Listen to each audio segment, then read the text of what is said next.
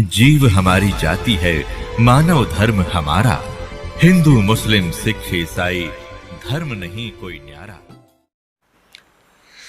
परम पिता परमात्मा पूर्ण ब्रह्म सर्व सृष्टि रचनार कबीर परमेश्वर जी की असीम कृपा से आप पुण्यात्मा सत्संग सुनने के लिए उपस्थित हुए। जिस प्यारी आत्मा के ऊपर परमात्मा की विशेष रजा होती है उसी को ये सुअवसर प्राप्त होता है। बहुत ही पुण्यकर्मी प्राणियों को मानव शरीर प्राप्त होता है। उससे भी पुण्यकर्मी प्राणी वे हैं जो परमात्मा की तलाश में खोज में लगे हैं,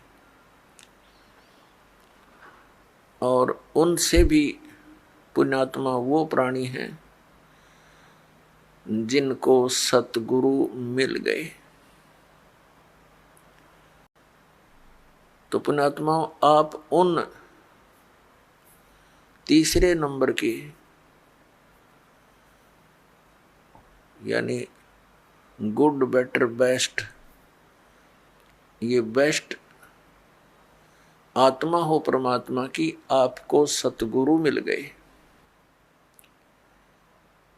अब आपका ये अंतिम जीवन होगा यदि आप आजीवन इस सत भक्ति पर दृढ़ रहे, नियमित रहे, आप सतलोक चले जाओगे। आप आज से नहीं लगे हो भक्ति के लिए, परमात्मा के लिए, आप युगों युगों से लगे हो। आप भक्ति मार्ग पर लगे हो लेकिन बीच में गफलत कर जाते हो।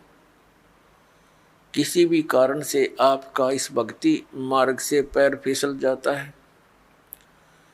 आप फिर यही काल के गड्ढे में घेरे में पड़े रह जाते हो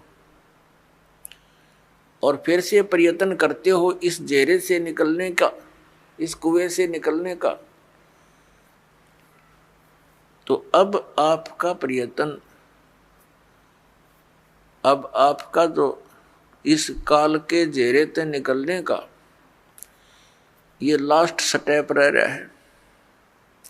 यदि इससे फिर फिसल गए तो हजारों युगों तक आप इस स्टेप पर नहीं आ पाओगे, इस चरण में नहीं आ पाओगे।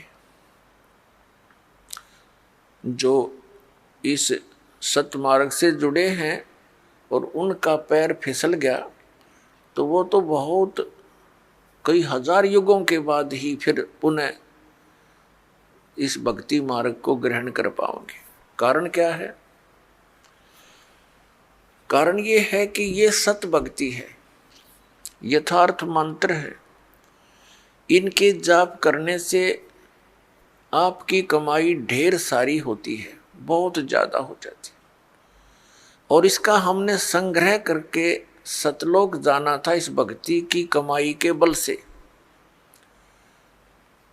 और ये अंतिम सांस तक हमने संग्रह करना था इसका।